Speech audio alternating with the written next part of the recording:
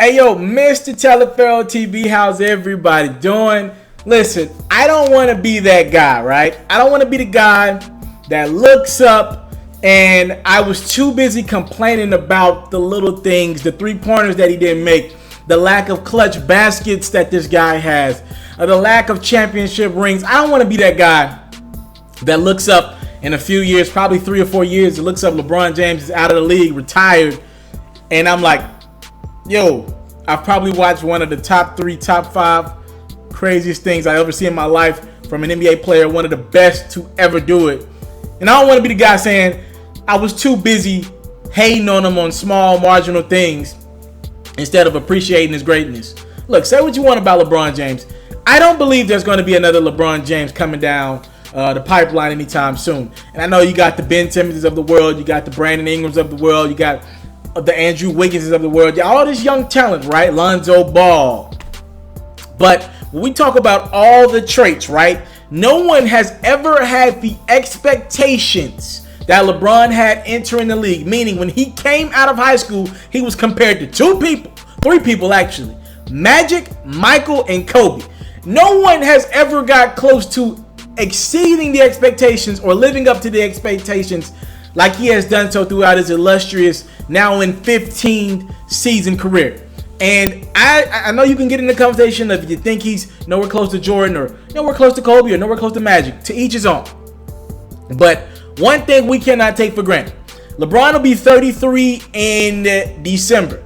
His body is holding up much better than Mike's did, much better than Kobe's did, and obviously Magic had the HIV happen to him. So obviously he was, around this time it was, So nobody can say their body's holding up like LeBron's did. So last night we watched LeBron James go for 57 points. And against the Washington Wizards, I'm like, yo, does this dude have something against Washington? He lights them up every time he plays them.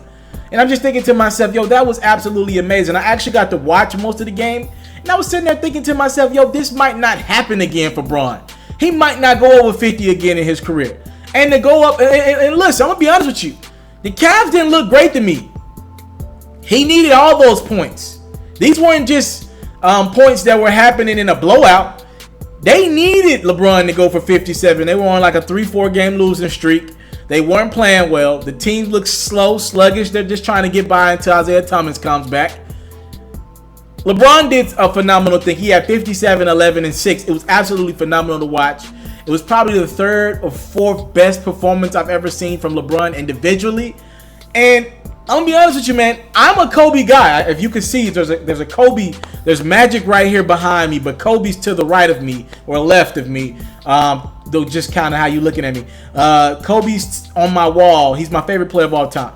Trust me, I know Kobe. I probably missed less than 10% of Kobe Bryant's professional basketball games. I've watched most of his career. Trust me, I watched a lot of Kobe games.